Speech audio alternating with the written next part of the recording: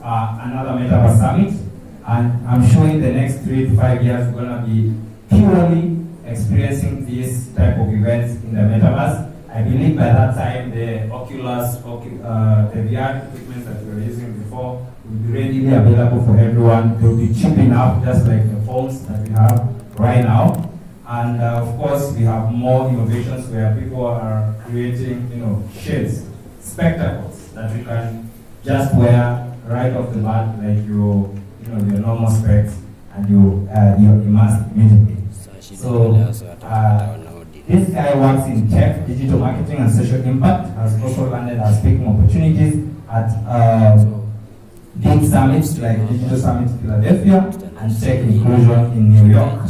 She has been featured in Forbes, Washington Post, and one of our Metaverse projects, USA Today, the World VR won a Pulitzer Prize in 2018. And now Jackson advises small businesses on leveraging Web3 to enhance their businesses strategies, especially around events. So Sam and any other guy who's in the event space gonna learn a lot from Bianca J. Jackson, who's our second panelist in this session. So you can already see that the speakers of this panel today are very much experienced in the space. And final panelist is the African Museum of the Metaverse. This is the first of a kind Metaverse in the summit, where we're going to have a virtual museum representing African culture. So these guys are centered in developing spaces and experiences for Africans and the Black diaspora across the Metaverse. They currently own and are building experiences in over seven different types of Metaverses, and we'll also have them in the panel. So if we're ready, I think we should be all getting started right now. Are we ready? Yes. Okay, and our last and final person in the panelist is our moderator. He's a serial entrepreneur, PhD student at Howard University, Department of Computer Engineering, where his research focuses on intersection of machine learning and blockchain technologies. He founded Code, an events collaboration platform that allows artists to rent Metaverse venues for live ticket Metaverse concerts. So you can see this is someone else who's also utilizing the opportunities in the Metaverse right now. So if you want to host an event in the Metaverse and you don't have land, so this is the guy to go to. So they help you rent or lease a space from someone who has land and is not using it, and you can be able to host your event there. So our moderator for the day will be James McCoy, and I hope we are live now. Is the meeting started? Yes, I do. So, what happened to the brightness?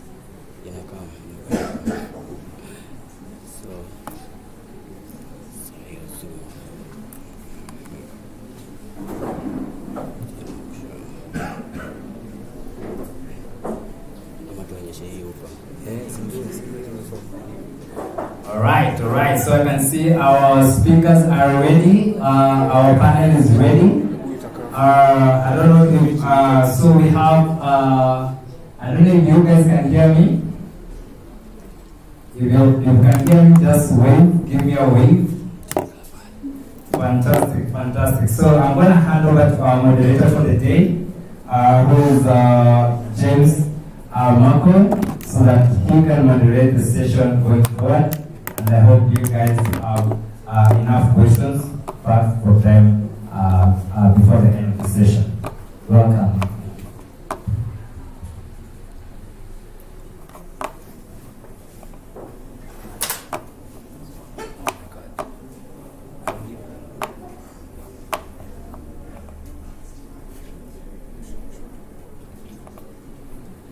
Just a minute, James. We can't hear you on our side.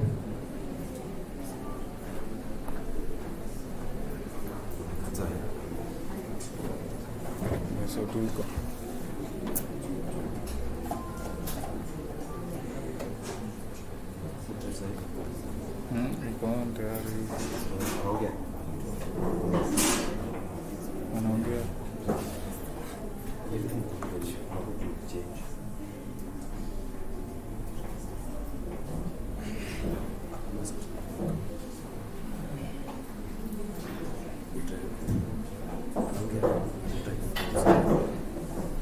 One minute, guys.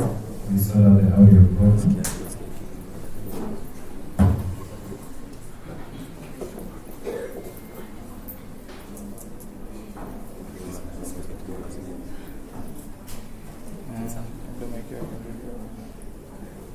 So physically here we have a metagrapher who is the mastermind behind the event and is the guy representing African Metaverse, the African Museum of the Metaverse. This is one of the guys, if you want to learn more about the Metaverse and the opportunities in the Metaverse, is one of the guys. He's the one responsible for building the VR experience that we have all seen before and we are going to have immediately after this session. So the art gallery that has been built is solely done by him with his team. And yeah, he's one of the guys who first started engaging with the Metaverse when no one else. He will actually give you a story. He was getting into events where no African was there until now. We started now engaging on Twitter and he started to welcome us. So we're very honored to have him here, and I hope that probably you can start speaking before the audio problem is started. Yeah, just give us a little bit about your story and then we can continue.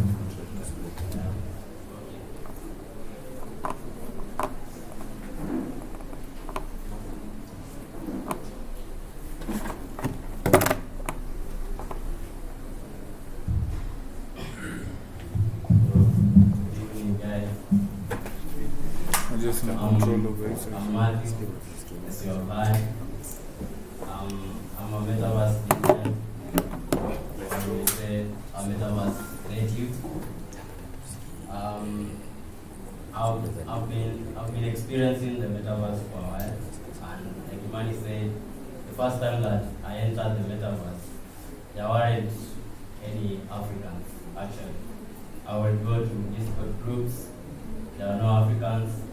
And that's when I met one of our panelists who will be joining us a few minutes after we start. His name is Hiroto Kai. Kindly raise your voice. Okay. So Hiroto Kai was creating these Japanese inspired wearables. So when I entered, I actually entered in a funny way because I saw one of my friends. We also met in the Metaverse. We were organizing a music video, and I was like, this thing must be interesting. So I wanted to join in. That's how I entered the Metaverse. And I was gifted a Metaverse wearable, and that's like a few days after I had learned about NFTs, but I didn't know that you could actually own virtual clothes in the Metaverse. And then a few days after that, that's when we met Hiroto Kai. Hiroto Kai was amongst the very first few people who were creating for essential and wearables. So he was like among the first 10 creators. And up to today is one of the most selling creators on essential land. So he was creating these Japanese inspired wearables, and that inspired me to start introducing African culture in the Metaverse. So that's when I started introducing my friends, the likes of Imani, and since then they have never left the Metaverse. It's that thing that when you enter you don't come out. It's like crypto. Quick question, why is that guy floating? So in the metaverse, there are no rules. So you can be anything, you can even fly, you can do whatever you want. Like you can see that guy just joined anonymously, you can't even know who he is, and he's flying, and he's following our summit. So the metaverse is like, I would say, the next stage of human connection, whereby we see the way social media has enabled us to connect in more ways than we were able to do before the internet. But now the metaverse takes that to the next level, whereby instead of having 2D social media profiles, you can have a 3D house, for example. Instead of a Twitter profile, you can have an office.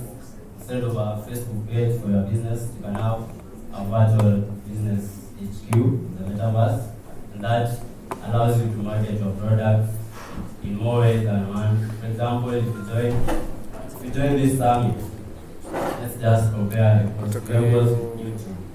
So if you join a summit on YouTube, you'll just be viewing the 2D screen on YouTube, just playing and pausing the video. But when you join the metaverse, you can see there are so many stuff happening. If you play that video, you'll be able to hear whatever is happening as you move around the scene. We have an exhibition on this museum on the second floor, so you can go and enjoy the exhibition as you follow the summit. That's something that's not possible without these 3D immersive worlds. So if you look at virtual events, you are able to interact. Like if you have other people in this scene, these people can whisper to each other, they can talk, they can create private voice chats, they can have a public voice chat. On YouTube, on Facebook, that's not possible.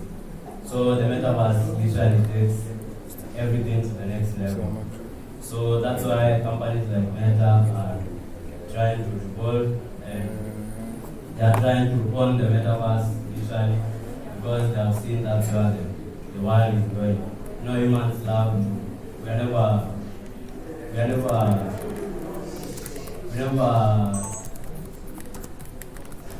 like we always try to go to the next level and the next level. Even after the metaverse, we'll be trying to put brain chips on our brains. So it's like there's never an end to this thing called life. We always strive for the next thing.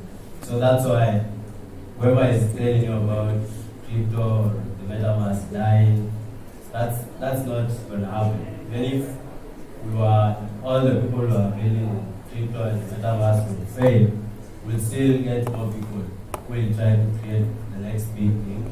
And that's how we have Facebook, who have invested so much money in the metaverse.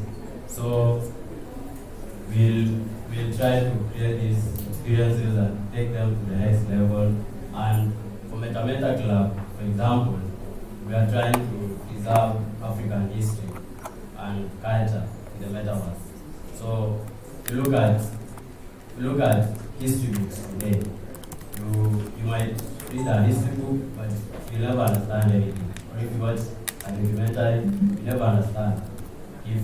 I think history is something that's very important.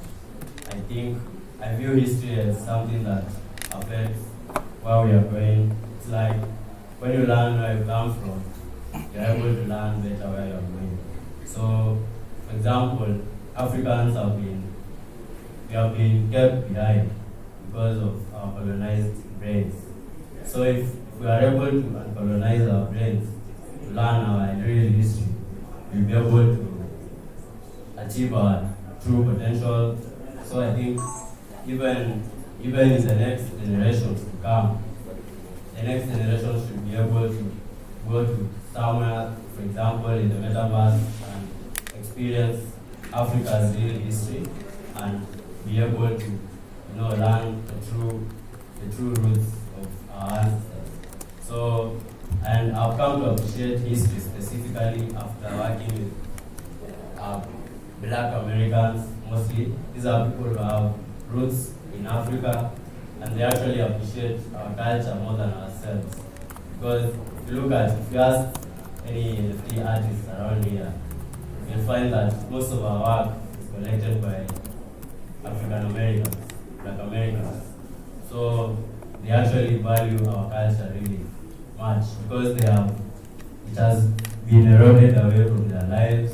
So they are seeing the value in real time because they don't have it. Usually appreciate something when you no longer have it. So right now we might not see the realities of appreciating our culture and real stories, but once westernization kicks in and we no longer have our values, that's when we realize how important our culture was. So yeah, as we wait for the rest of the panelists to join, just a quick one.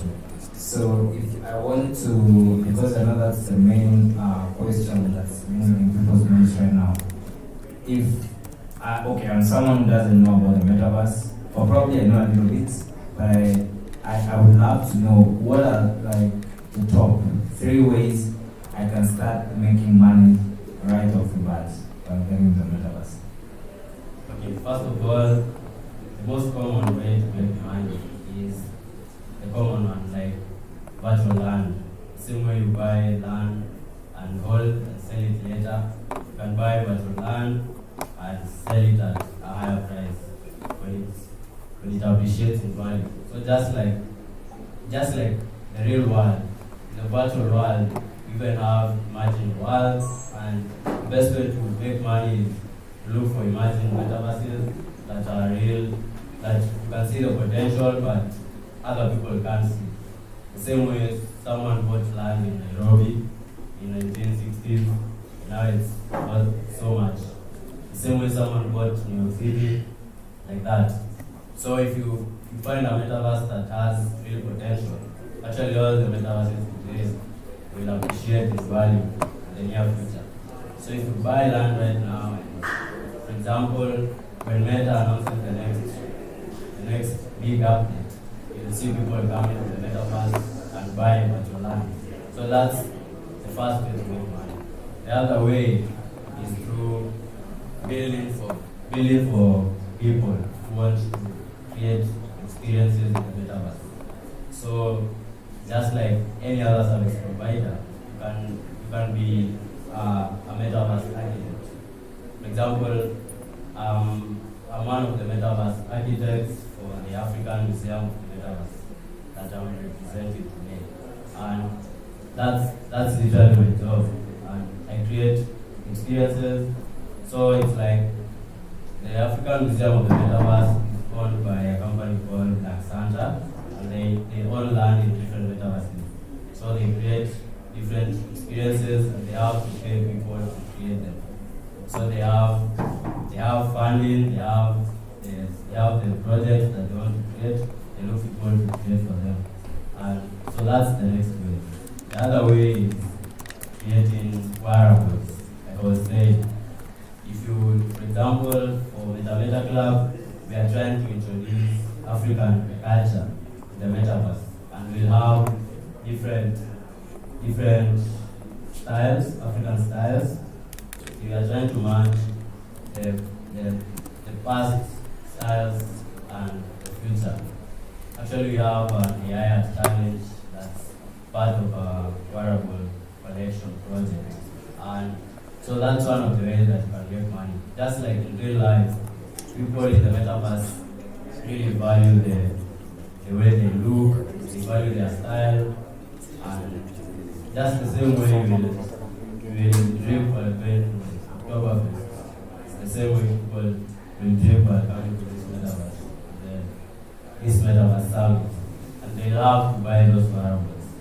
Like the wearable that was being given away is worth like $150, $150 to $200, and people actually buy them.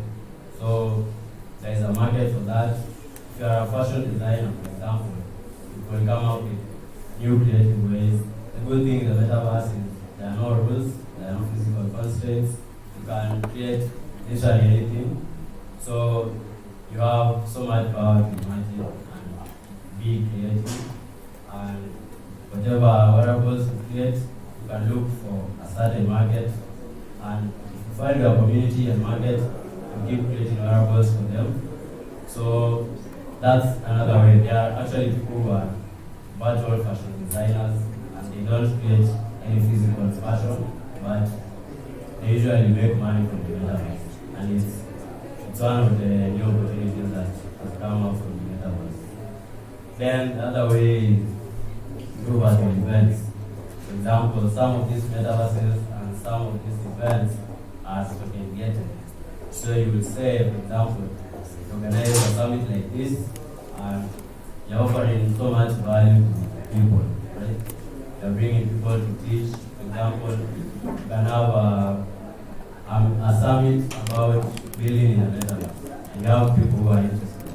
The same way you will create a webinar or a physical class. The same way people will come to the metaverse to watch your lesson. And actually, Hirotokai was the first place that I learned about wearables, but he was doing them for free. I think he was funded by the Central Bank or something, but he will live stream them on his Central Bank scene and will from there to learn.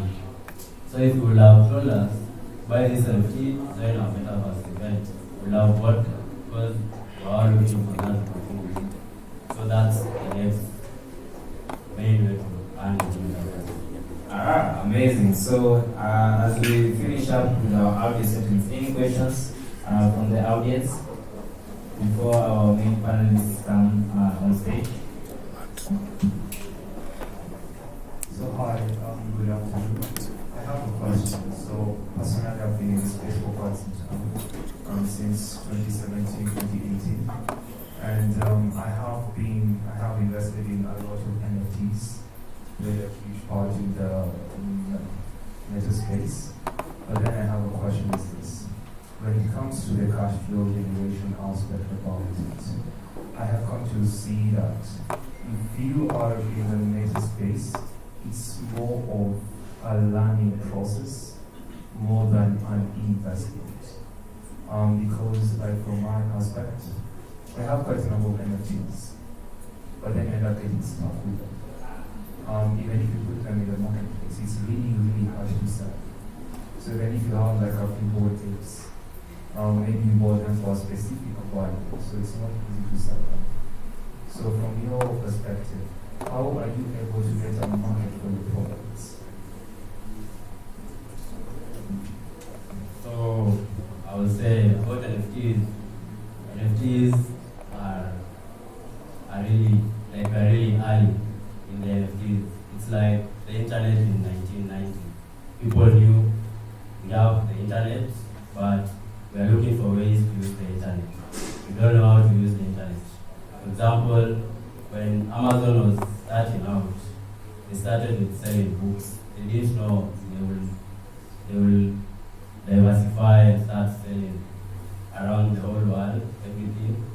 And so some stuff just comes with more people adopting the technology. So for example, in the NFT space, we have the 10 KFP collections. And when these collections started, they all copied the CryptoPunks, right? We started the CryptoPunks, all these people copied one collection. So there's no innovation that has taken place there. So I would say we have to give it time. Some of the collections are just copycats of other projects, and you can't, in the NFT space, the value of the interaction in the community really matters. Like, what's the community offering to its community members? Like, in the board game, we have all these celebrities, and that's why everyone wants to join the club. So if you join, if you buy an NFT because it has been hyped by random people on Twitter, you don't know even if they are bots. So it's really hard to invest in NFTs right now. You have to be ready to cash out. Like, you can't hold the same way you can hold Ethereum because it already has value. NFTs, most of them don't have value yet. They are backed by communities, and the communities usually die out. If they don't have anything valuable to offer, they will die out. So you can't compare that to utility-based NFTs like virtual land. So I would say if you want to invest in NFTs for long term, look for utility NFTs like virtual land. Right now we have other NFTs that have been introduced by Web2 brands, mostly the fashion brands. Like if you buy a Nike digital sneaker, that would be a better investment than buying a random animal collection. So it depends on what you're investing in. So I don't usually buy those animals in because they don't have any value in it. You can wake up the next day and the community members are bored with the founder and they start selling and cutting the floor. You end up with worthless food. So I don't really advise anyone to invest in those collections unless you really belong to that community. So like, for example, if we have a collection about African culture, we all care about the African culture. So that's something that's valuable to you, not just the monetary value, but whatever you're offering to the community is more than just money or gift. So that's why we have more longevity in NFTs, because memes run the world. People really love memes. For example, there's a community that I've been following, it's called God Hates NFTs. And the way it started, this guy held a demonstration during the NFT NYC. And that's how they launched this community. And it's just based on memes. Usually just shield their memes all day. And memes bring people together. If you look at a person like Elon Musk, the reason he has that much following is because of memes. Many people don't really care about the rockets and self-driving cars. So it has to be sad. It has to have something valuable behind it, or a utility NFT. Otherwise, don't just invest in it. Wow, just to add on that, I mean, NFTs to me are more of like investing in companies. See, when you're choosing to invest in a company or you want to buy land, you don't just go to your online, your phone, and you go and look to all any advert that you find online, and you're like, okay, let me buy here. So you have to sit down, do some research, talk to your friends who know about land or have bought land before. You get to do your research first. So I mean the same. You have to do your research, thorough research before you invest in any NFT. And for those who are creating, and from the question that he posed for how do you market your work? So many people, we were just talking about that with Kafu here, and many people love getting into this space and they want to just create an NFT and tomorrow they are millionaires and they're making money. You're not taking that time to build your brand, to build an audience that people enjoy your work, love your work, and they truly support it. So make sure if you're an upcoming artist, you're an upcoming creative, build your brand first. Don't focus on making money first. Focus on building your brand, getting an audience, and then out of that audience, that's where your clients will come from. That's where you're gonna get partners from.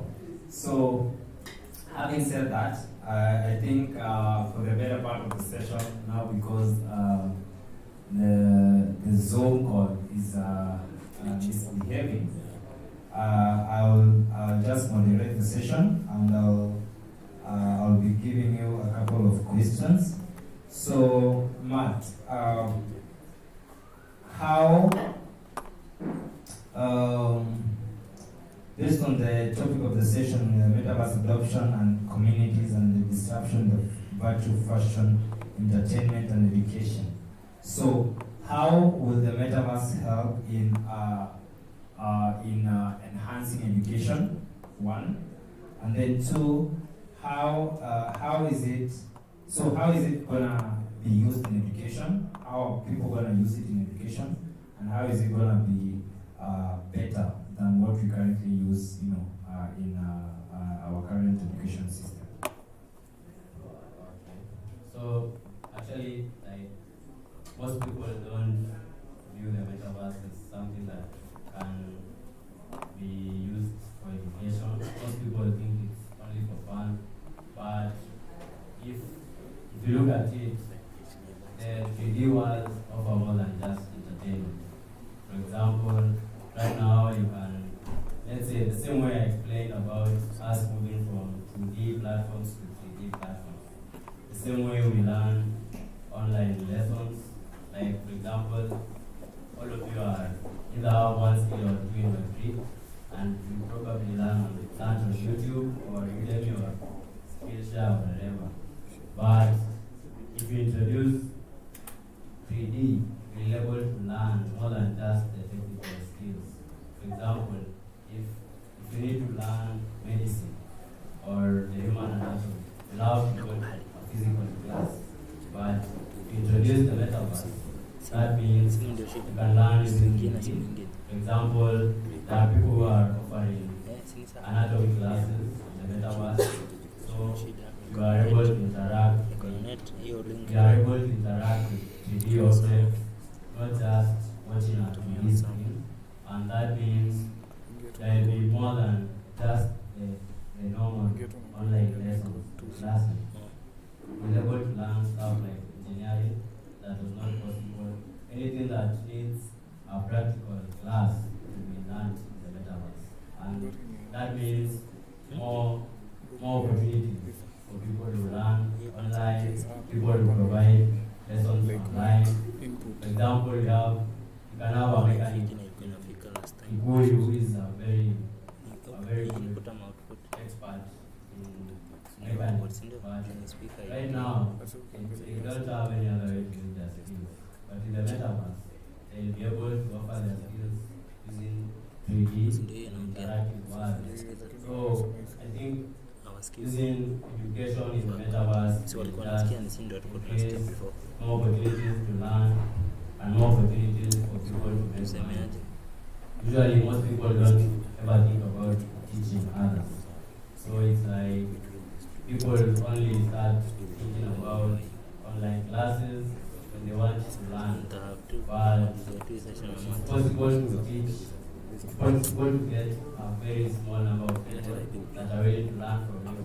When if, let's say, you have an idea about NFTs, for example, you can start an online class and you will get, even if you get 10 people to pay $50 per month, you get $500. But so with the metaverse and more opportunities for online classes, we'll get more opportunities for people with skills.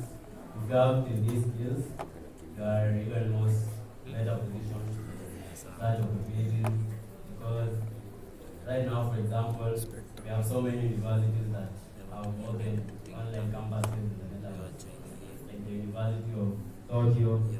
Actually, Dubai is investing so much in the metaverse.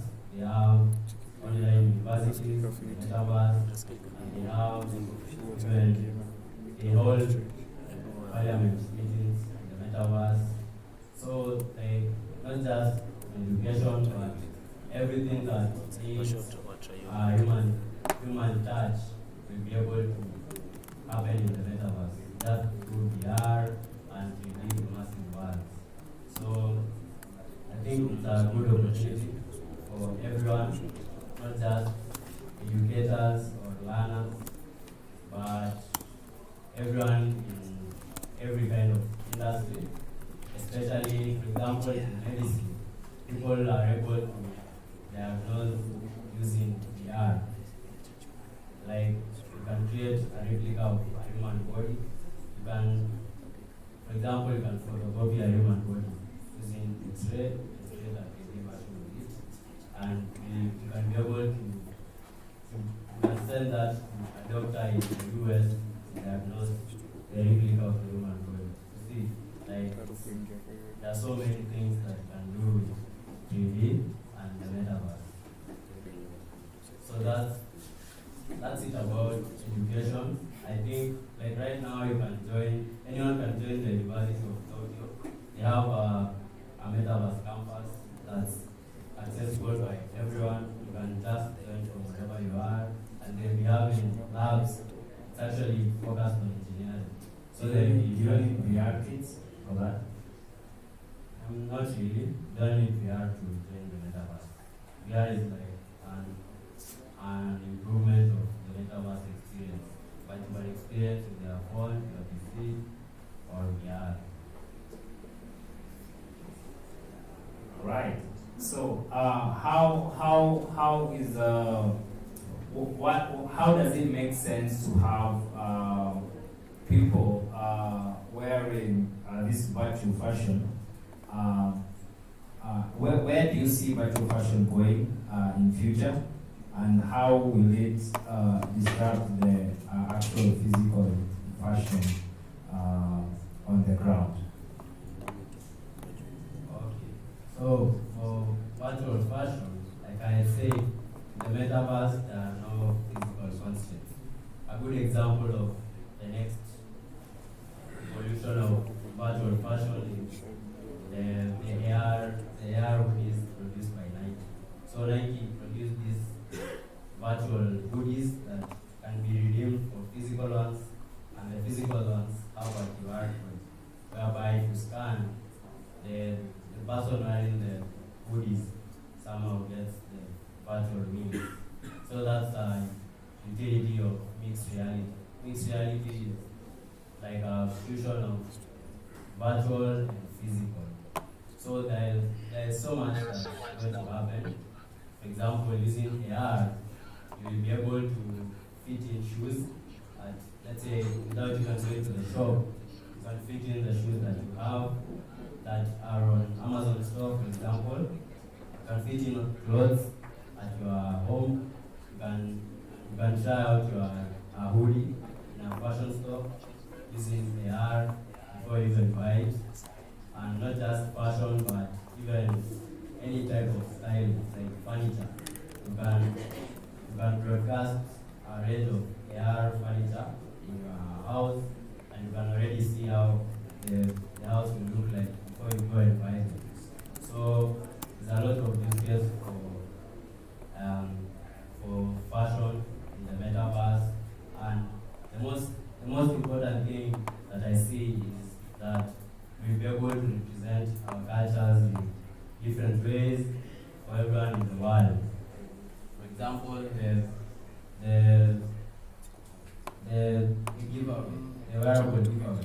It's a Japanese kimono, and I've actually enjoyed wearing that kimono in the metaverse. But in the real world, I would never wear a kimono, never. But due to the metaverse, I'm able to experience that culture and appreciate it. Right now, there's someone who sells dashikis in crypto boxes. I've seen dashiki NFTs, and literally everyone from the whole world will buy them. They have a lot of buyers, and people really love them because of the dashiki colors. But in real life, people will never wear those dashikis. So it's another thing in the metaverse is that people can join anonymously. So you can do anything, like the way when Kenzo was presenting here, he was a lady in the metaverse. So you can be vibing with a girl in the metaverse, and it's just a girl with a India. But it's another example of the freedom that's there in the metaverse.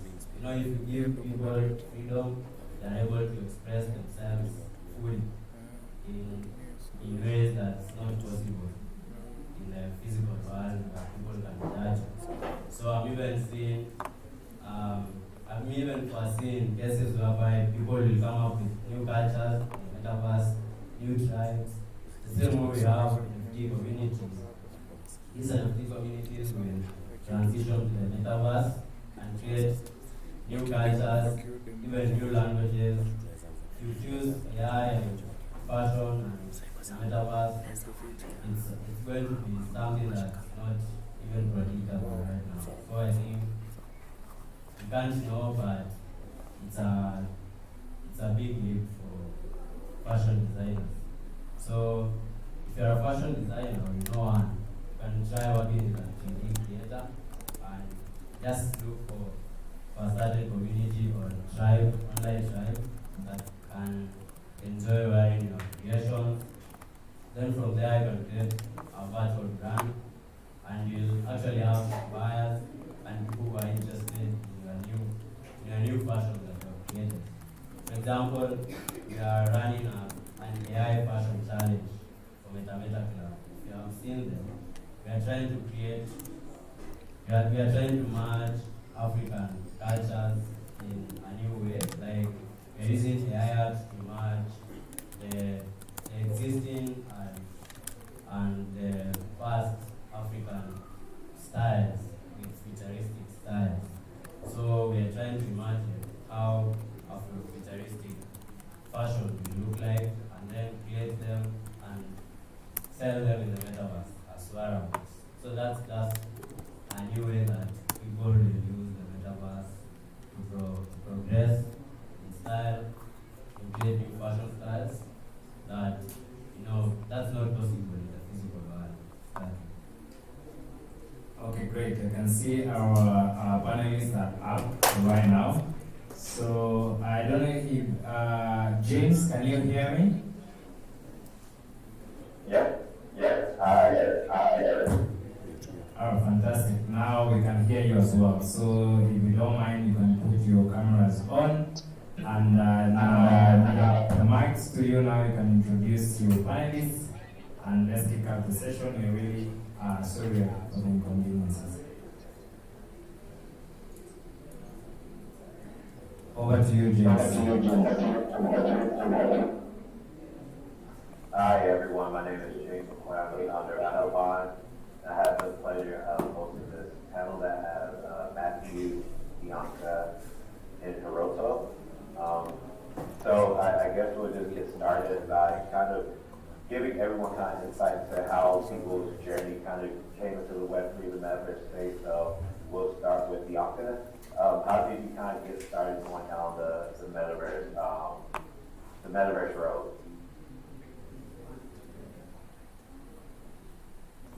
Bianca, can you hear me?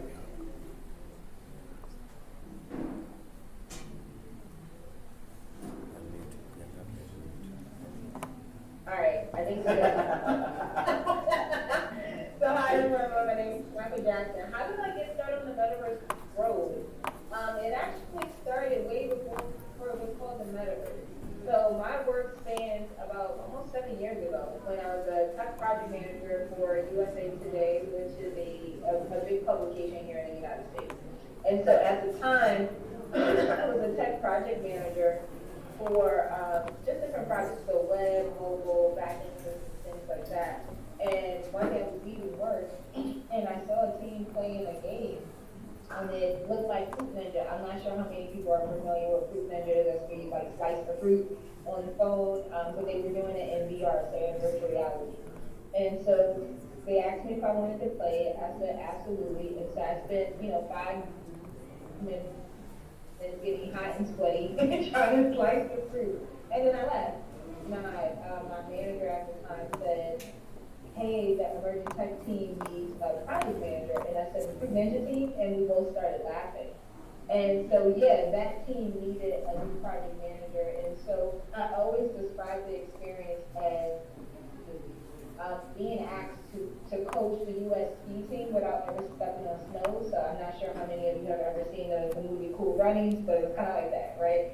I had to learn the technology, I had to learn their tools, and just really get used to what it is that they were doing. So as you can see, at the time in 2016 or so, we didn't call it the Metaverse. It was just simply virtual reality and augmented reality at the time. Uh-oh.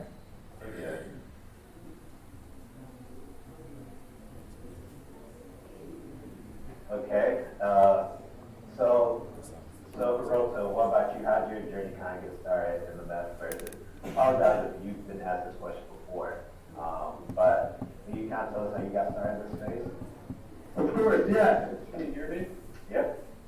Hey guys, yeah, I'm Kuroda Kai. I've been in the metaverse for about 2.5 years now. I kind of got started, I actually got sick with COVID and was stuck in the house for a week and a half, 2 weeks, and started looking online at different things I could invest in, and crypto came along, and I ended up just kind of, dabbling in crypto a little bit, and then learned, oh, there's more to this than just a coin or an investment. And the first thing I stumbled upon was Mana, which is the currency of Decentraland. And quickly learned that, these were kind of like video games for adults in a sense, but also you could be a creator in these games. And I just fell in love. I worked for 4 years for NASA as an aero designer in high school. So my 3D background has been just about 10 years. And I slowly started coming into the space by, doing builds and stuff in the Decentraland because, I learned that you could buy land. And then they released, what I'm most known for is wearables. They released that you could release your own. So I, sat down for 3 nights straight and was one of the first designers able to be submitted as a wearable. And within 3 weeks, I pretty much sold out. I sold over, quite a bit of clothing and still in the top ranks of the Decentraland. But, it was just, it all stemmed from just the beginning of, oh, I can make a character in these games. And, that's always been a dream of mine. I've always wanted to work for a gaming company or something, but you could do it on your own. You had your own platform. And, that's kind of how I got started. I've, made over 100 custom pieces of clothing now. I haven't released too much of my new stuff because I have been busy working on custom stuff, but that's kind of how I got started. Just kind of went down the rabbit hole of crypto and learned that it had a lot more to offer than just an investment, and if you had the skills, you could do it. And I've loved it ever since. Awesome. Thank you for sharing that. So one of the questions or one of the components within the metaverse space that's often overlooked is the value of community and how the real opportunity is within the metaverse is bringing your audience or building your community within the metaverse. So I'll start with Bianca, as you and I have collaborated together. What's your approach to kind of bringing community to the metaverse and empowering community within the metaverse when they get there? For me, we always lead with everything education. Education, I think, is really important. We're still in that phase where the masses still don't know much about it. So, in providing education and allowing people to engage with each other just in, let's just say a metaverse space where we just kind of congregate, has been extremely successful for us. This year alone, we've kind of worked with about 400 small businesses around the world who have, been interested, they didn't know where to start. And so that community started literally just with education. And so now we're getting even more granular and specific because that was like our beta test, right? We wanted to see what people were interested in, how they would use the spaces. And so now we're going hyper-focused on creatives and artists and more people who have creative businesses. And so you're starting to see like the wheels turn as they're in these spaces of how can we push our work and our art forward, like beyond, outside of the city of Baltimore where we're located. Baltimore is like 45 minutes north of Washington, D.C. for anyone who needs context. But how far they can push their work outside of the Baltimore area, outside of Washington, D.C., and outside of the country. And so I'm really excited to see what that community of like super specific and uber creative business owners and side hustlers and freelancers can do with the technology. So that's how we're using it. Follow-up question. So within the context of working not only with small businesses, but also creatives in general, how have you seen the evolution? You say they're getting more granular and specific. One of the challenges with that you and I have discussed numerous times is the challenge of when working with product owners or developing a product, they oftentimes treat it as a one-use tool, right? Like how do you kind of teach them or encourage them to better incorporate the technology into their actual operation or experimentation? No, that's a great question. Primarily, we were just listening to their customers, right? And so James and I were actually having this conversation probably a couple of hours ago at this point. But we were talking about how when I first got into the space in like 2016 or so, a lot of the things that we created from scratch actually were gimmicky, right? Gimmicky in the sense of one-time use. Once you use it the first time, oh, this is cool.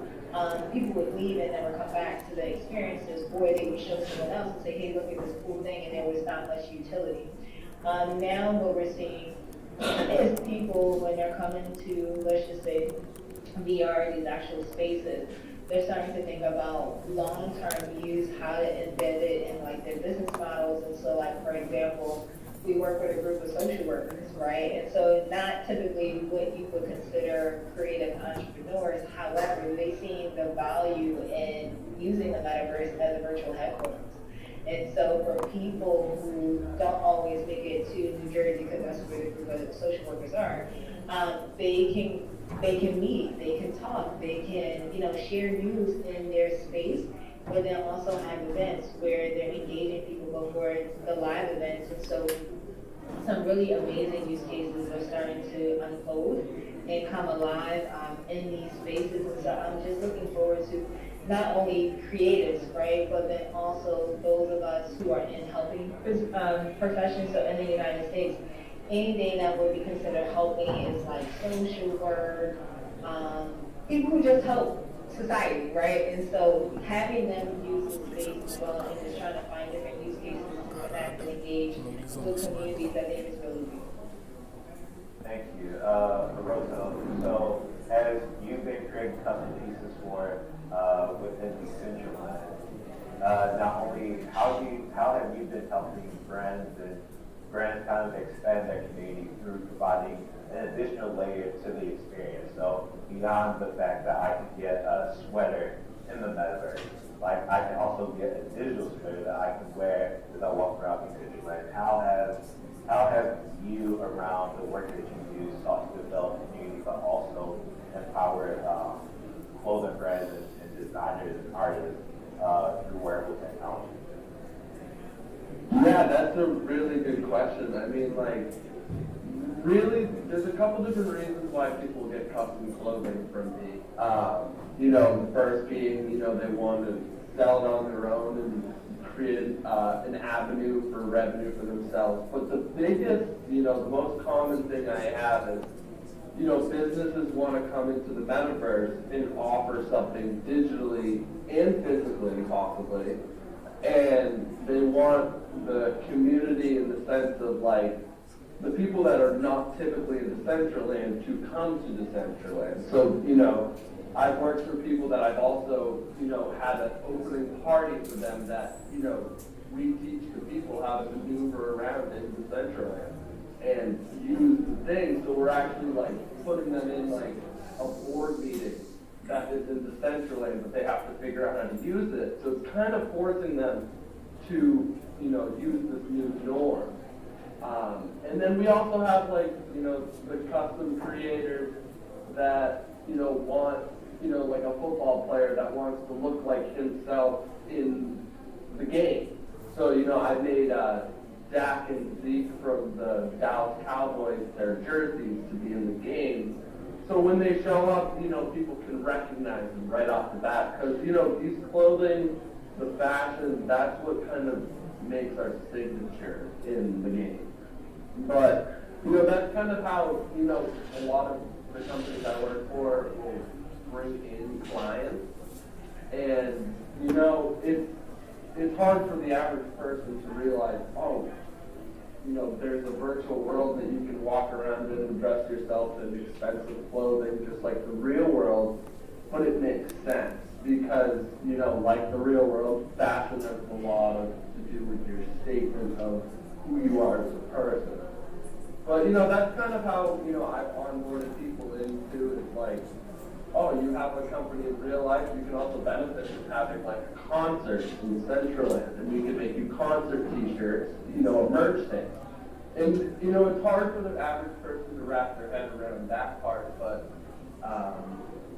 we help them get involved, and 80% of the time people are like, wow, this is something that's very resourceful, just like Bianca was saying. It's like, it's very, it's just the beginning of something large. And, social workers in the sense of like meeting in the metaverse, people could have schools in the metaverse, and, you could attend without actually physically being. So, I mean, it's a really awesome, thing to do, is bringing people into this game.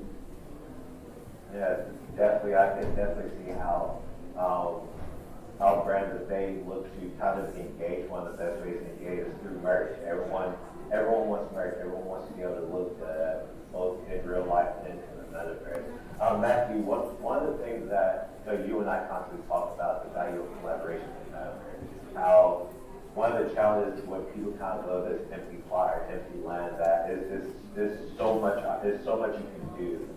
How would you consider just being a willingness to collaborate, a desire to collaborate? How do you feel like that's one contribute to your success within the metaverse, and two, would be key at anyone kind of trying to explore this space?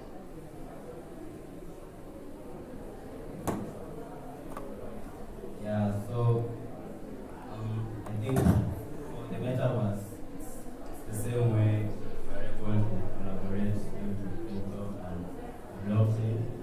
We have been able to, the crypto world and the metaverse have been able to give us a more collaborative way to work with everyone. Like usually, right now, I've been holding events with James, and he's from Baltimore, in Nairobi, but we are able to catch up in the metaverse and even bring in more people who are just joined from wherever, like so many parts of the world. Like Hiroto has his history from Japan and US, and we are able to connect just like someone who is someone who is in this room with me. So the fact that we can join the metaverse and literally collaborate in anything is something that I think will contribute to our success in whatever field. For example, right now you can be able to, with the internet, you are able to create companies with a remote team, but in the metaverse and crypto, you're even able to collaborate to the next level.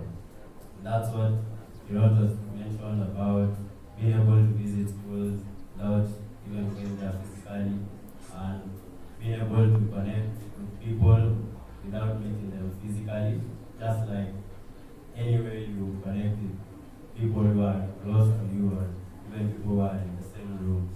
So I view the metaverse as I say, as the next step of human connection, and as more people get connected and we get the creative freedom to ourselves, I think we'll even be able to unlock more potential in whatever area or whatever stuff that you do, or whatever skill you can be able to value it and even practice it to the next level.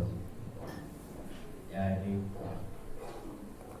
that answers your question. Awesome. So one question for kind of the entire panel, and I'll start with Bianca.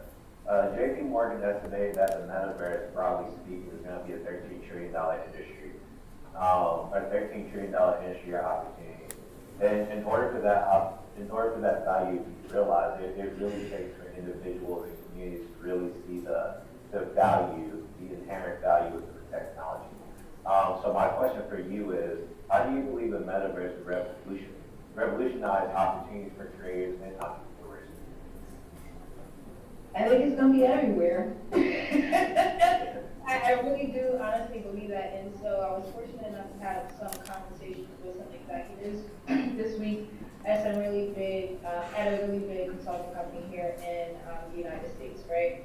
And so, you know, I can't disclose what company it was, but the conversation was around how many enterprises in the United States are coming to them to figure out how to embed the technology in their work, right?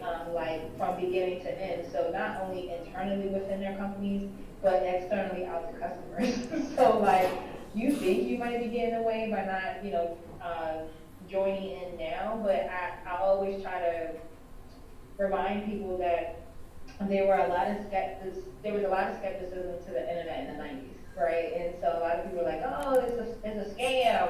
it's not real. And so we know now that we can't do anything without the internet. And most people refer to the technology as Web3, right? The next generation of the internet. And I just think that as individuals, one, what you can do is start to explore how you individually can get into it. As leaders of ecosystems, really starting to look at how you can get communities of people working together to really make an impact here. But I just can tell you this, it's not going away. It's going to continue to get bigger. And like that's how you realize it is figuring out where your individual place is, but then also how you can fit within communities to bring even bigger impact and realizing of larger revenues as collective units. Thank you. Same to you, Rose. How do you believe the metaverse will revolutionize opportunities for creators and entrepreneurs?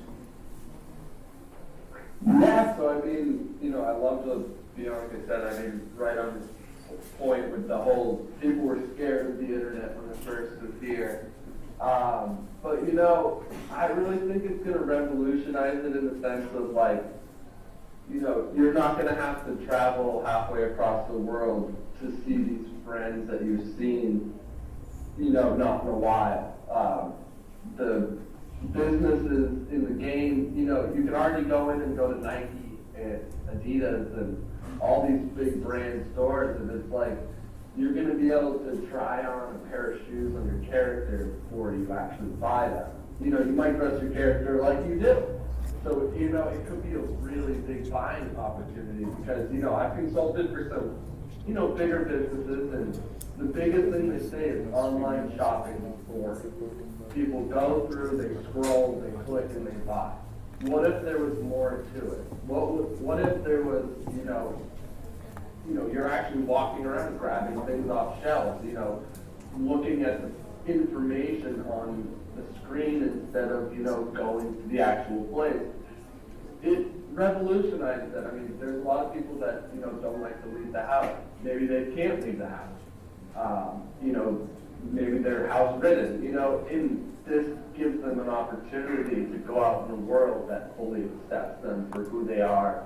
They can supply you with the tools you need.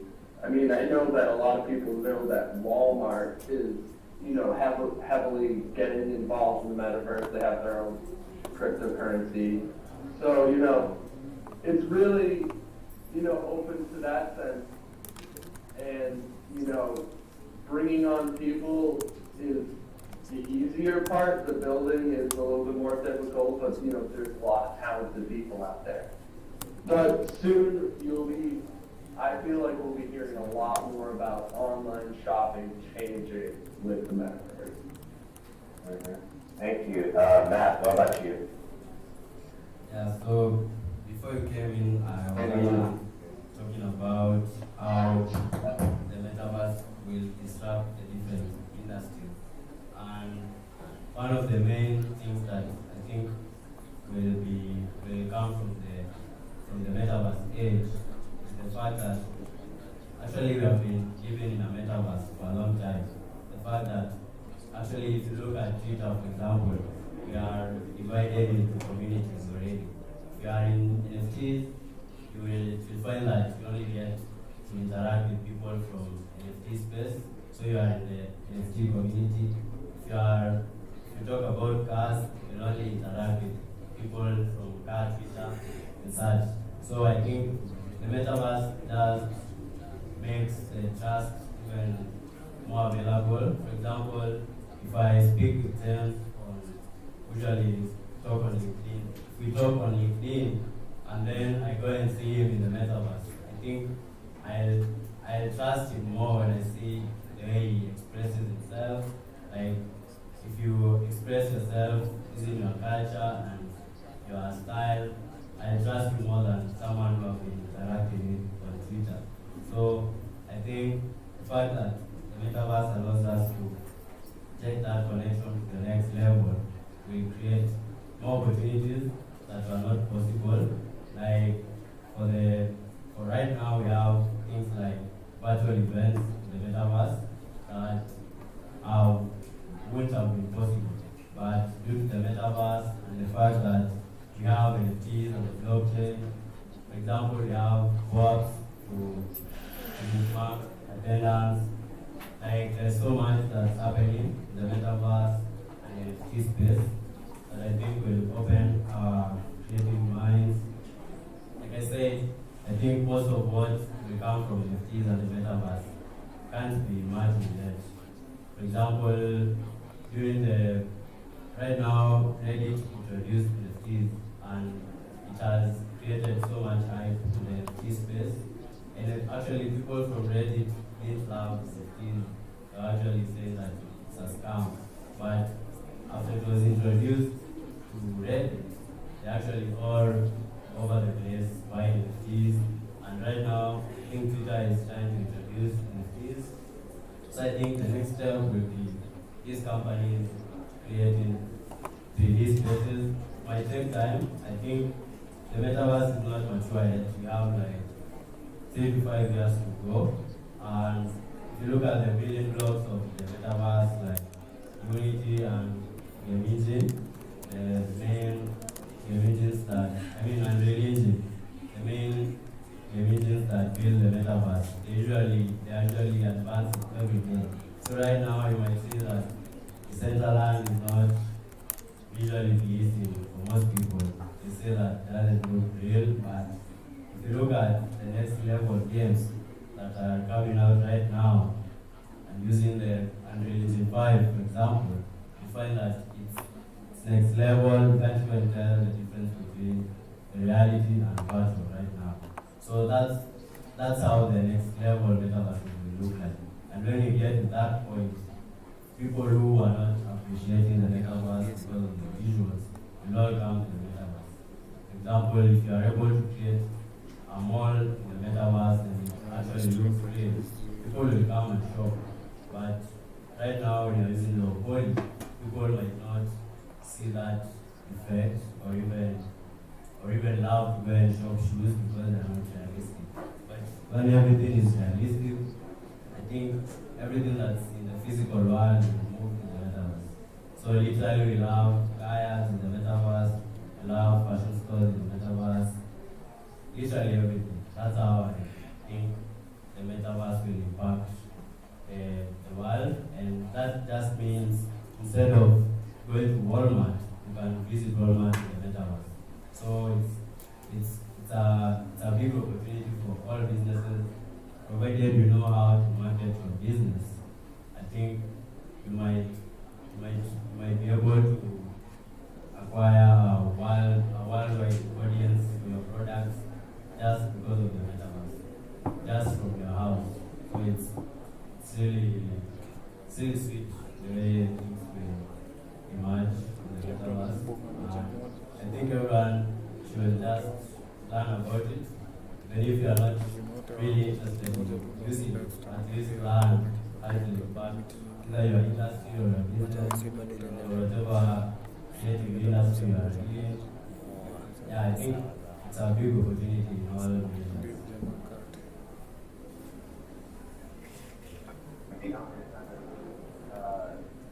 Very similar question to how Matthew kind of ended. What's your advice to someone thinking about kind of exploring opportunities in the metaverse? They're just unsure and uncertain. What advice would you give them? Oh, just simple advice, Google. Like I always tell people when they don't know where to start, just Google Metaverse plus whatever it is that you do, right? So if you're a musician that plays guitar, Metaverse and guitar, or just music, right? And so that you can get some inspiration of from what people have already done. And so that can kind of like get the juices flowing in your head. The other thing too is actually finding a metaverse platform to visit and walking around. Just kind of going into different spaces, different parcels, different rooms, depending on the platform that you're on. And then that will, inspire some things and motivate you to think about whatever you do differently. But I would say don't just sit and talk about it in theory, like actually figure out how you can access these spaces through your headset, your phone, your computer, whatever. But like just start exploring, because that exploration will get the ideas going. Awesome. Matthew, do you want to end on a good note? You got something juicy for us? What was the question? What's one thing that you would tell somebody looking to either explore the metaverse or get started in the metaverse? Just one bit of simple advice. Oh yeah, I think I usually tell everyone to just try it, because I entered the metaverse because I tried it and just stuck in my mind, and I started going down the rabbit hole. When most of my friends, once they join, they never get out, like 1 year. So it's like when you try, you find that it's more than just the theory. You'll find that connection. If it's about virtual fashion, you won't appreciate it until you have a wearable. You actually wear something that you love and have it in the metaverse. It's a different kind of feeling. And also, like Bianca said, just Google. If you are interested, just go and watch a video about the metaverse. Like, if you work in industry X, go and search how will the metaverse impact industry X. And when you see how it impacts your life and your career personally, that's when you will start seeing the possibilities and you start getting started. Yeah. For this very dope and comprehensive discussion. I apologize for the technical difficulties earlier, but thank you all for the opportunity to moderate this discussion, and hopefully I'll see everyone soon in the metaverse. So, bye everyone. Wow, thank you so much, James and Bianca. Matt, thank you so much for the last panel. A round of applause for our last panelist. So we have come to the end of our formal session. So all the sitting downs and the talking, we are done. So the next session is gonna be, already some people are doing it. So if you have never experienced having VR kits on your eyes, we have a couple of VR kits on the other side of the exhibition room where you can go and experience right now. As we continue, we're gonna have some, songs from our DJ here, and I wanna give this opportunity to everyone. I wanna take this opportunity to thank everyone who took a time, scheduled out every other thing to come to this event today. It's a working day, so I really appreciate it. It took a lot of planning and a lot of organization to come up with this event. So big shout out to our sponsors and stock domains. So if you don't have an NFT yet, make sure your email is intact with us so that we can contact you later to get your free NFT. And without further ado, anyone who has any question or comments before we start the next session? Anyone with comments or question?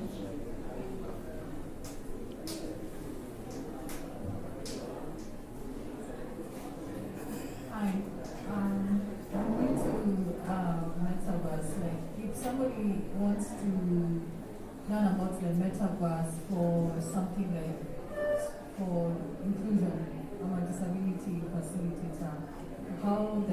go about that? Question, Max, I'll give that to you. Did you get a question?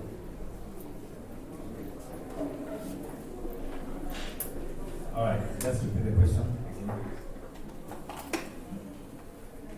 Okay, I'm belong to the disability community, and I'd like to join the Meta Club, and I want to learn about the Metaverse in order for me and other people within the disability community to set up events. How does one go about that?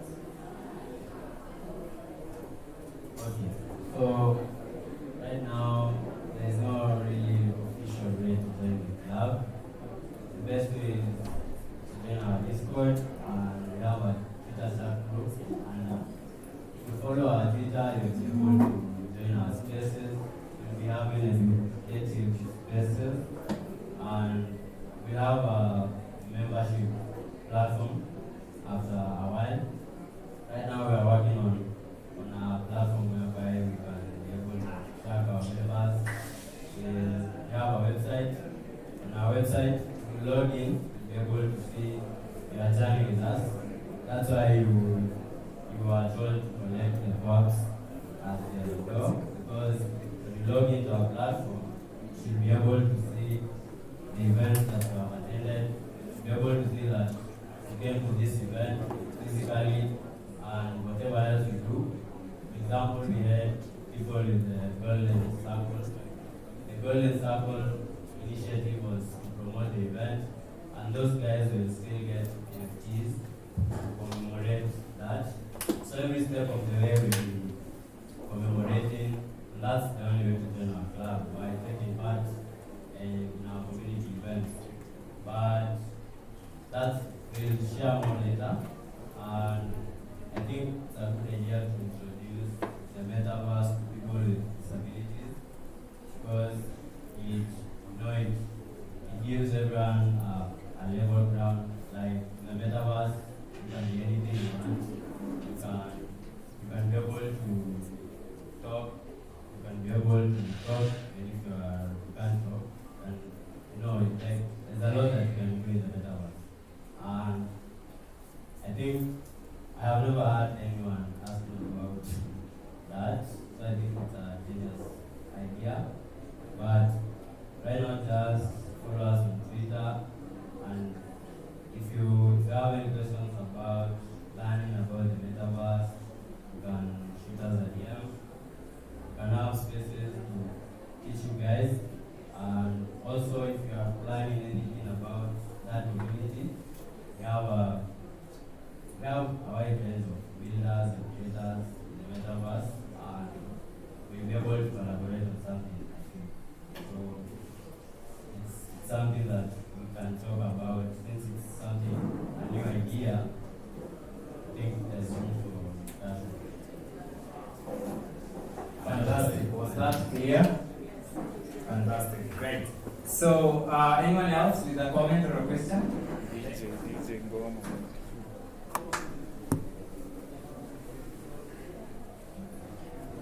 Hi. Thank you so much for everything. My question is this. How can, let's say we have an event in Uganda, and we want the whole world to watch it on the metaverse. Would it require the VR set or something?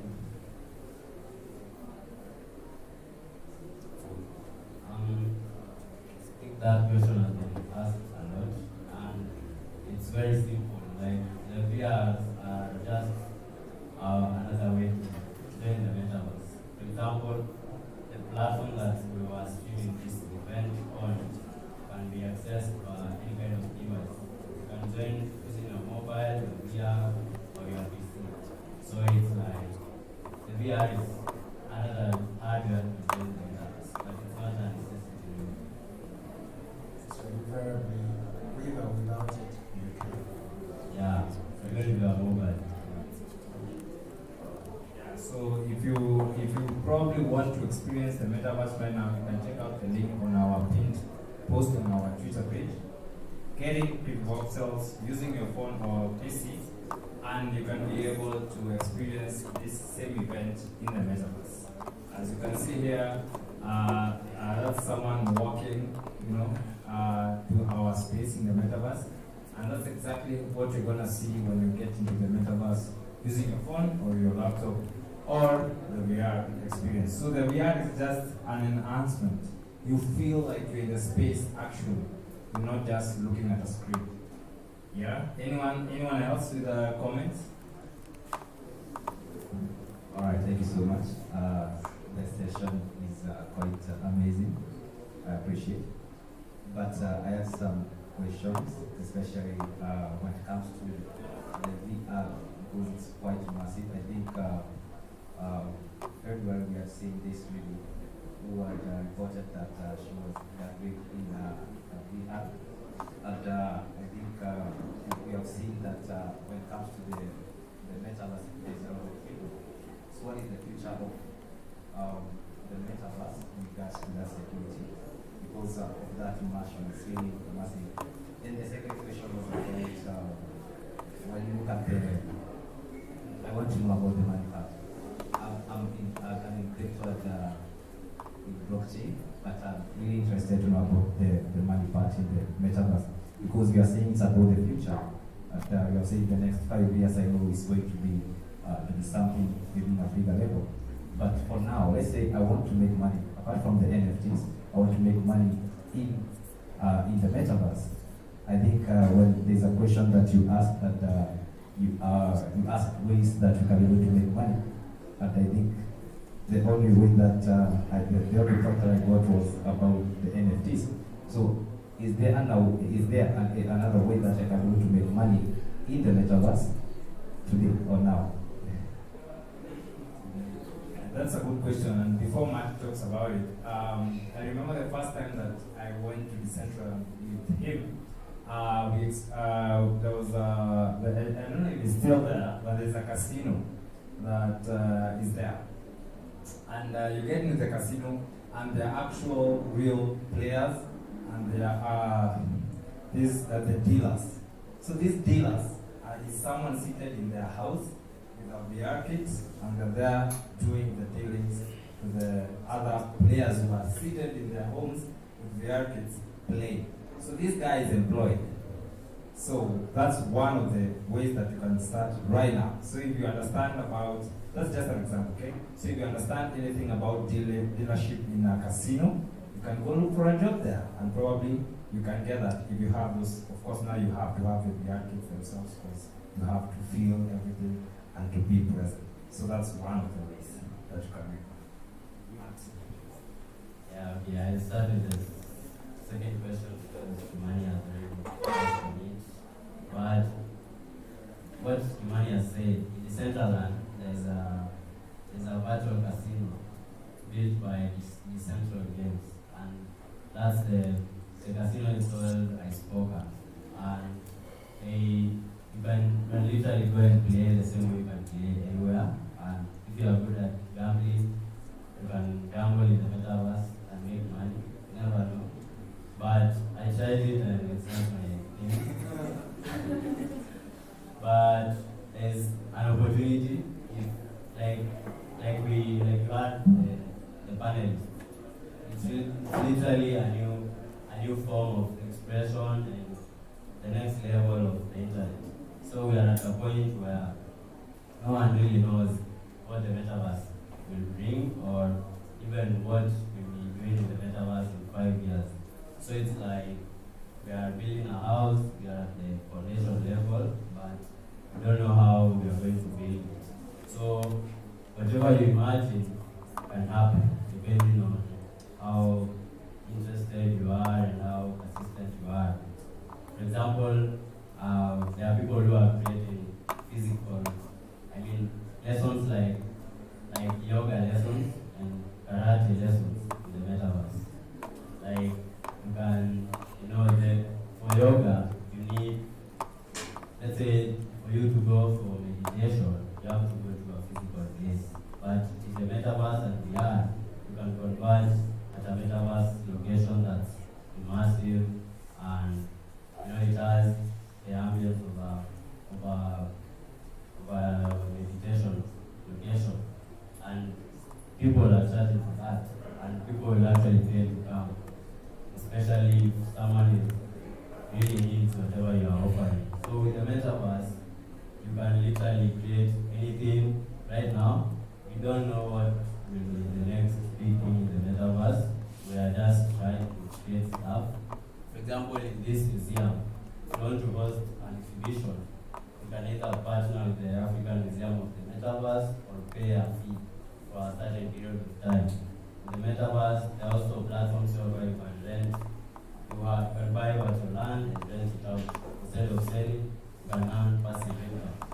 So there are so many ways to make money, but you have to think outside the box, not just copying the usual, because it's like the next level of the internet.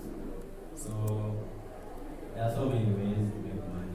And also, like I mentioned, you can host virtual events. If you are in a certain industry, you can create events for that niche of people interested in whatever you are doing, and something that's not possible for YouTubers, for example. Metaverse creators can hold events in their own massive spaces, something that's not possible for any kind of creators right now. So if you just think outside the box, you can literally sell whatever you have been doing in the metaverse and get a very big audience of people from all over the world.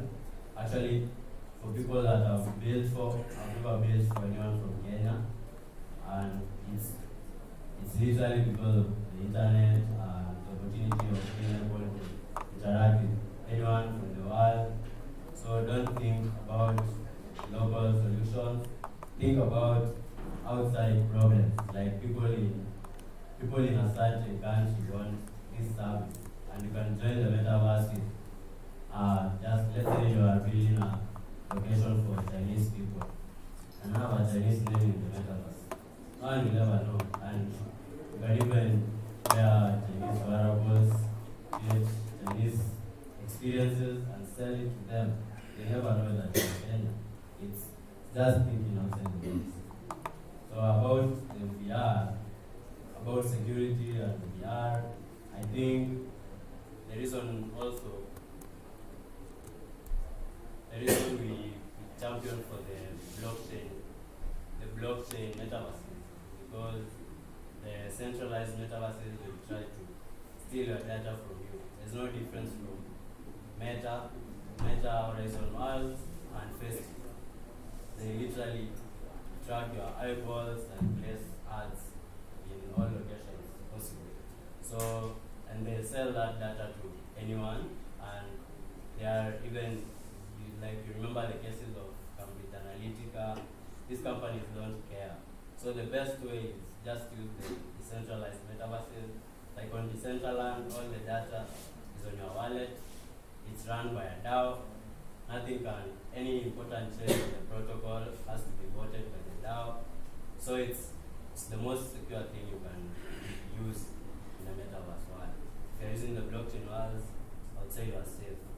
If you try Meta and the Microsoft's metaverse, I think it's your own, you have to learn about your security and how to protect yourself.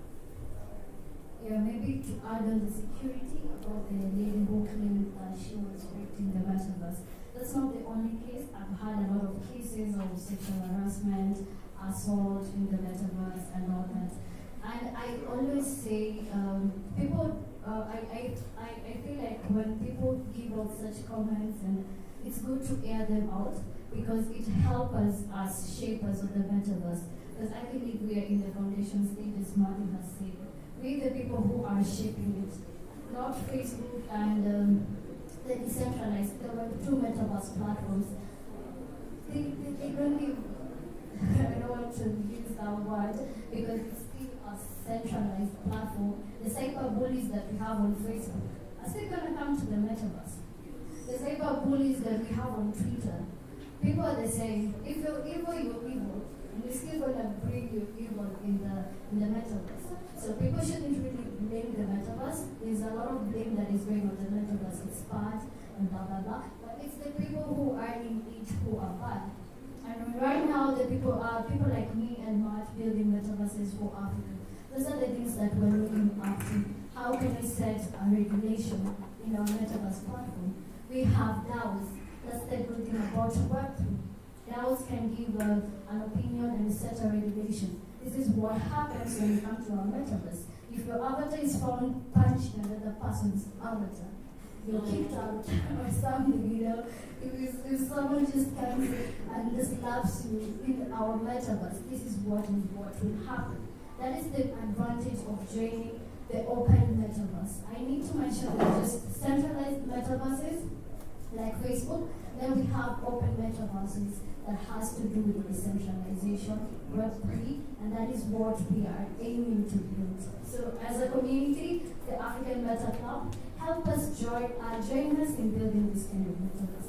A peaceful metaverse that will help us make money, help make this world a better community and everything. Yeah, sure. I hope I've answered your question. Yes, kindly. You guys want to talk about mixed reality. What kind of metaverse does the Microsoft devices like HoloLens 1 and HoloLens 2 lie on?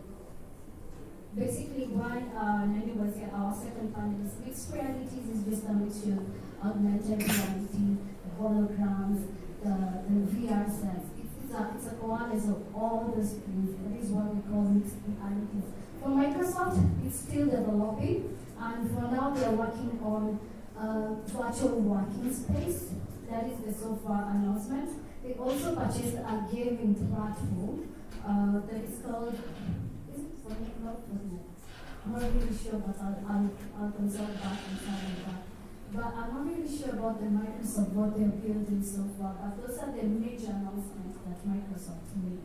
They're going to create a virtual space, a co-working environment where people are going to put their corporate offices there and everything. But in general, mixed reality is just a combination of AR, VR. I don't know if you were in the second panel. Yeah, I was. Yeah. And I asked, but I wanted to know like exactly where does this particular device is like on the metaverse, because we are currently testing those devices, and I really wanted to know where does it lie in the metaverse one. What would you like to pick up on that mixed reality? That is, I think. So for the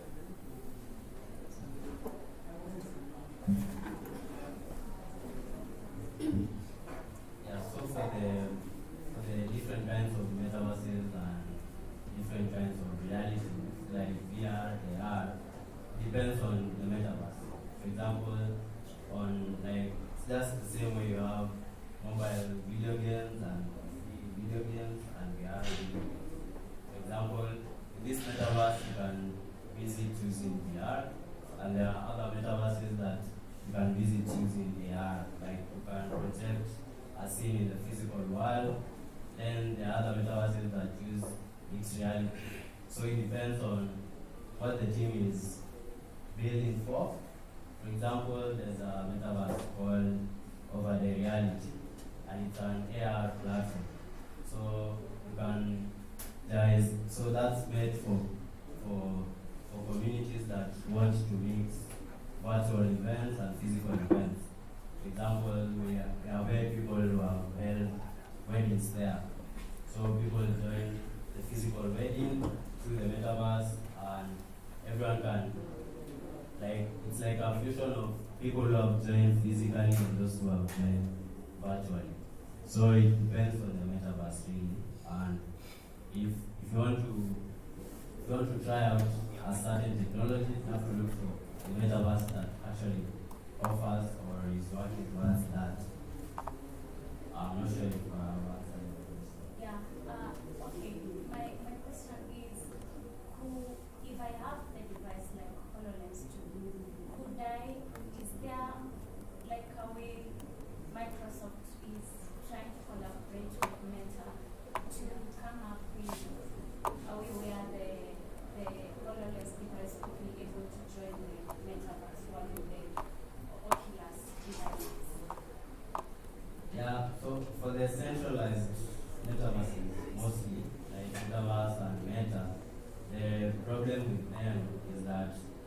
too closed.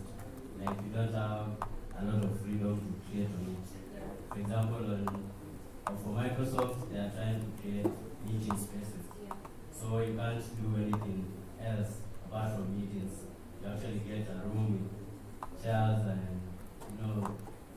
both like this. It's like an Excel sheet in the metaverse. So it depends with whatever you want, but I would advise you try the open metaverses. Personally, I don't build on Microsoft or Facebook because it limits my creativity or whatever I'm imagining. So that's why, for example, on Twitter boxes, you get a bare land. You create whatever you want from ground up. The sandbox the same. You can create any type of game. You can create a virtual fashion store. You can create a meeting place. But if you go to Microsoft, you have to be. It's like it's made for the corporates or something like that, centered to create a certain community or niche. So I think it's I wouldn't tell anyone to try those metaverses. If you want to let out your creativity, if you want to create something, try the open metaverse. If you want to create on a VR metaverse, there is Somnium Space, that's very next level actually, and the other metaverses, Decentraland is working on a VR client. We have AR metaverses that are already popular, and you get a bare land, you can create anything. Wow, that's really amazing. And just to quickly finish up on that, I mean, in the future will be interoperable, which means if you're on Holocaust, you're using Holocaust and Oculus, the Meta, Microsoft, Apple metaverses will be able to link one another in future. But meanwhile, it's gonna be like how we have Facebook, Twitter, LinkedIn. These are different social media platforms. They work differently, but in future, I feel like we're gonna have that inclusion or that. Just to add on that, I think that right now we are on a level whereby people are creating metaverses and giving us land. But the next level will be whereby companies create the building blocks and then you are given the tools to create your own metaverse. Like how NVIDIA is trying to do. So NVIDIA is trying to, they are not creating a metaverse, they're just creating the building blocks. So you can create your own metaverse, give it your name. If it's, let's say you want to create a certain community, like they want to create an African community metaverse, you get the building blocks, you can literally forge the way the metaverse will look like from everything, from the graphics, all the way. So it depends with whatever you want to achieve. Amazing. Thank you so much, Mr. Grover. And from our screens, you can see our concert has already started. So that's our virtual concert, and people are already having fun, right? You can see that. So if you feel like you're gonna have more fun in the metaverse, you can join via the link on our pinned Twitter. Or else we're gonna have our own physical concert that's gonna start anytime from now. DJ, are you ready? For those who have not experienced the VR, who have not had the VR experience, please make sure you have a quick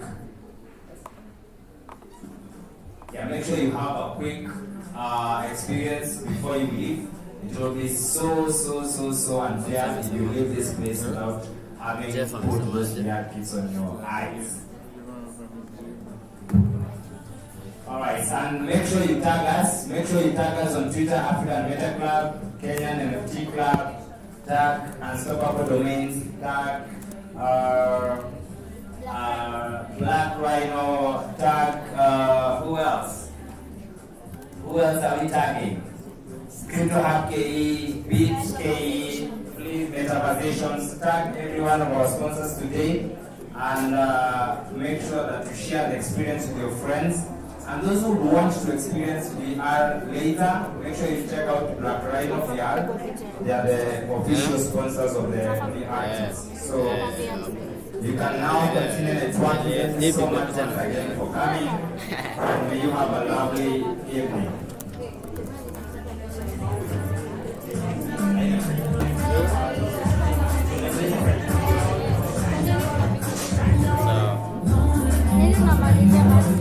Kuna mtu alichelewa kukaa.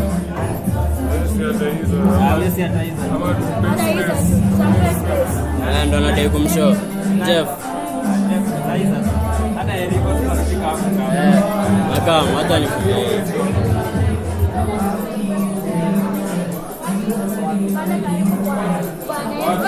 Makam.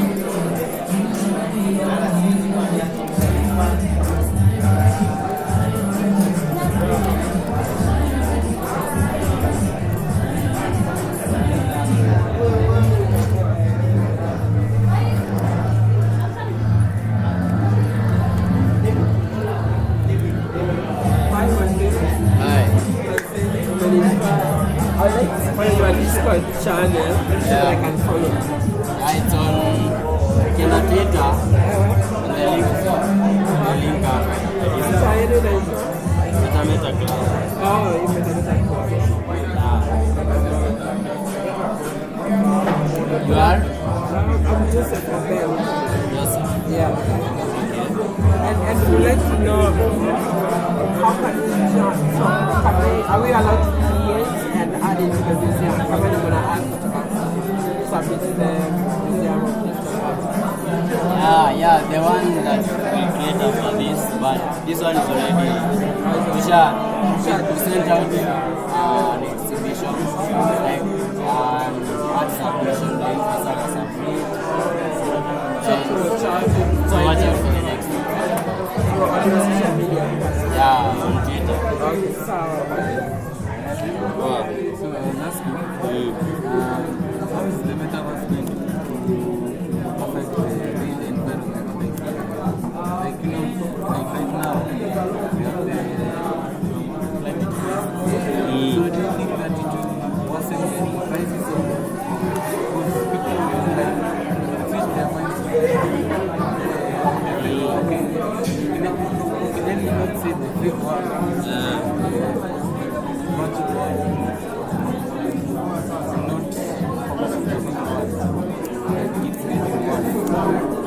but I think hakuna difference kubwa.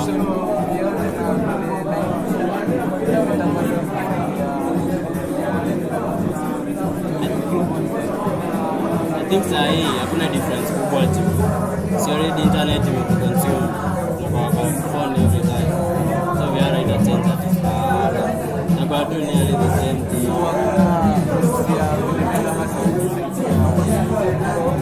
Inaweza saidia more than destroy. Yeah, like kama saa hii unasona create initiatives. Kama Samsung walikuwa create initiative ya plant trees, ukiplant tree moja kwa metaverse, plant moja kwa real life. Naona guys, so hizo ndo zinasaidia actually more than harm.